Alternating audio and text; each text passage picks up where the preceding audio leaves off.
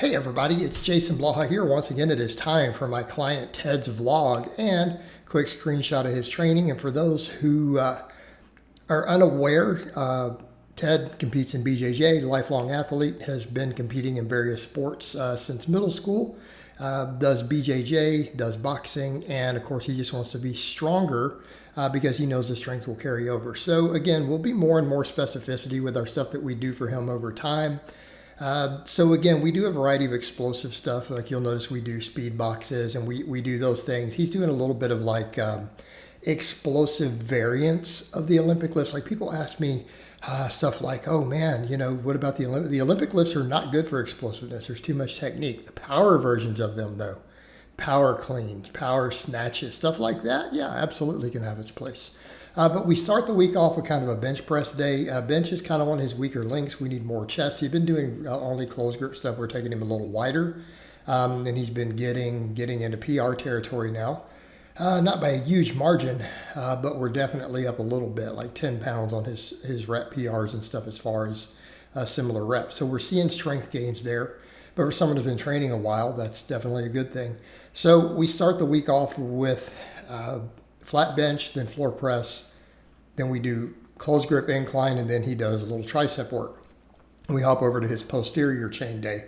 We're getting up now into PR territory for him. What it is pretty much PR. So I mean, he's hitting 425 for like 5 on a deadlift. Our goal is to get him to the 500. Then he wants to mess with sumo again, and I'm fine with that. I like rotating lifters around, particularly athletes. I like rotating them with sumo and conventional sometimes. So in his case, though, he's never hit a 500. So that's kind of a goal. So once we get to that 500 conventional, we will work some sumo in for a phase. So also we're getting him stronger and stronger on the good mornings. And that's factoring in because we only do one set of deadlifts for him. We do one set of deadlifts a week. All right, we do a top set, but then we're using things like the good mornings, which he is slowly PRing on every week. So here he's got 185 or 3x5. I'm taking him up next week. So we've been PRing every week on this using that cambered bar. Now we've also brought up obviously things like the SSB is really good for grapplers. But right now I'm just getting some of his base strength up. So people need to remember that. It's like there's not as much specificity with some of it because he just needs to get stronger. And people have to remember that when we start talking about sport specificity, with your lifting, your focus still needs to be strength. And yeah, once you get to a pretty dang high level of strength, then obviously we can do more specificity because then we don't need to be as strength specific. But up until a certain threshold, just getting stronger has sport specificity. Let's keep in mind, it's not like he's not grappling and rolling and all this stuff every week. So there is his sport specificity with his actual practice for the sports.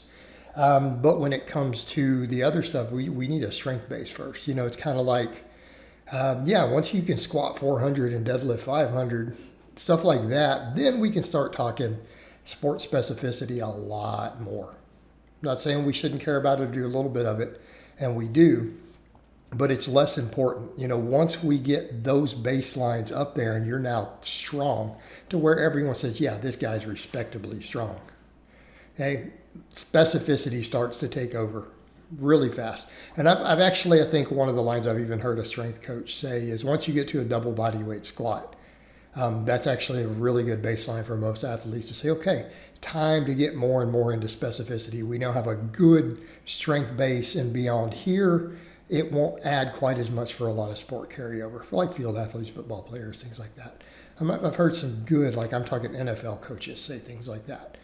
So that's kind of a number they like to see, or like D1 football university coaches. So kind of what we're looking at here, just kind of getting him to that baseline strength. So then we do glute ham raises, reverse hypers, all that jazz. All right, the pull day, weighted chins. He's now up to 10 reps. He got 10 reps on his best set with a 45, which again, we're happy about. We're real happy about because again, that's a nice solid strength base as far as these go. And he's kind of like, I want to get to rep work with 90. And I'm like, that's going to take a little time. We'll get there though. I mean, he just got 10 reps right here with a 45 on his first set. we're making progress towards that goal. So he does that. Then we do some bent over barbell rows. Okay. So chin-ups, rows. Then we do some seal rows. Then, of course, he messes with things like a little bit of rear delt work. So again, we do some rear delt work, throw a few curls and stuff in here and there. We don't need to do huge amounts of curls for him right now. He's got good arms. You know, we do a little bit of direct arm work. We don't need to dwell on it. He doesn't have, say, bodybuilding goals.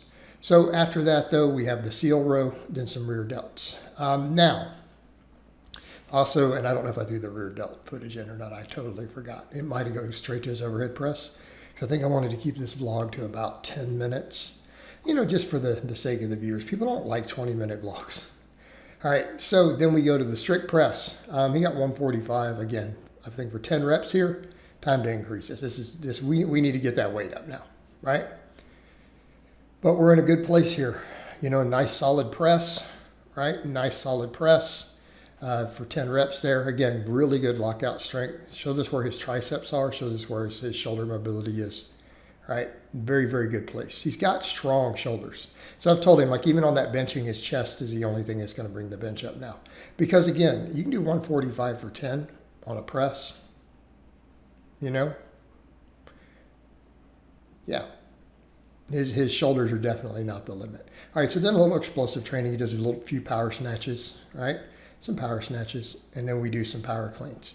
And again, these don't need to be beautiful Olympic lifters. These are supplemental lifts. Even they use them for supplemental lifts. This is just for building power. Just building power on a shoulder day.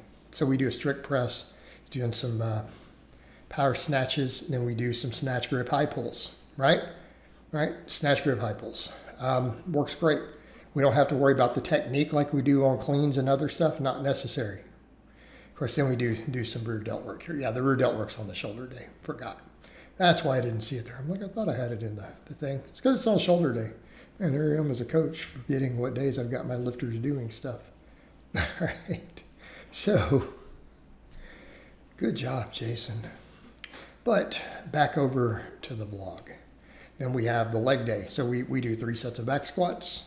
Now I'm having him titrate these a little bit. So it was sets across, but I don't want that top set to go down. I want to be able to continue to increase that top set. So since he can now get like 6 here, right? He gets 6 with this weight, and then he was losing reps, getting like 4. I reduced the weight, okay?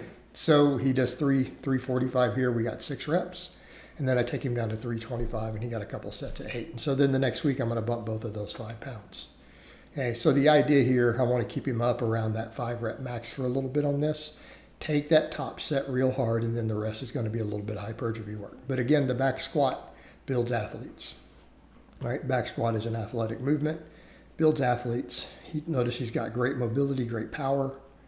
Okay. So again, we're talking about at this point, he's pretty much past a double body weight squat. So we're kind of getting to that strength threshold, but we want to get to that 405 while he's down, you know, about 180-ish. But, you know, we're pretty much at the double now because I know for a fact he can squat 365. All right, this is not in question. 345 for 6, we know another 20 pounds is not his max, particularly when we take 20 off for the next 2 sets and he gets 8 reps. Yeah, we're good.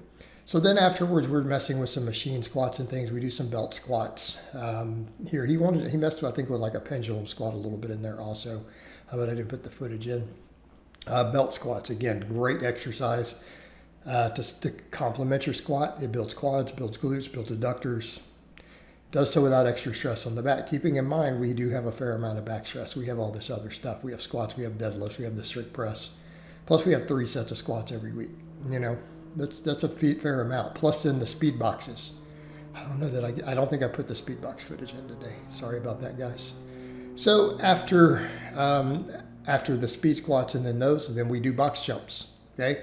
So now we're up to, I believe this is a 36-inch box because it's 24 and a 12.